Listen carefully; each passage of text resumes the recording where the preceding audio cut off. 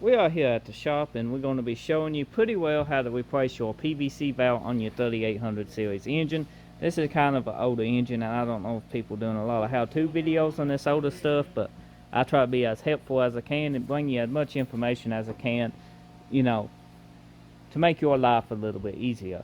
So the first thing you want to do, these is actually, I think, twist on. These people, well, here's your PVC, PCV, pressure control valve.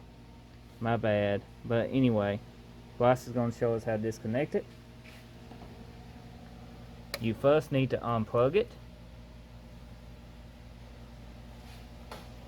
Then you need to twist. And it will pop loose. Then you pull straight up on it.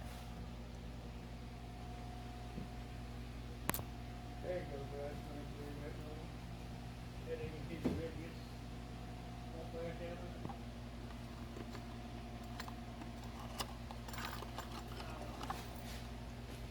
Then you get your new PVC. PCV, I don't know why I call it PVC.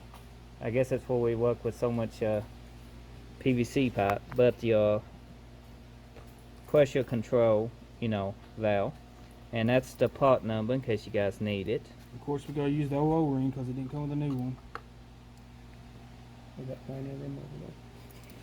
Yeah, we do got an O-wing box over there, boss, if you wanted to. American and metric covers everything made. Now you put the O-wing on it. Just inspect it real good. Don't have no nicks or nothing in it. Then it just drops down in place. Then that will go pretty well. Press down on it and you twist it back. And then you plug it back in. Now a bad pressure control valve can actually cause a couple problems, you know. And it's always best to replace them every other oil change if you can afford it. Engine maintenance and maintaining your engine is the life of a car. So we're good to go. And I guess we are now getting ready to do some more maintenance to this car. And I hope you enjoyed this video. If so, drop me a like. If you found it helpful, leave me a comment.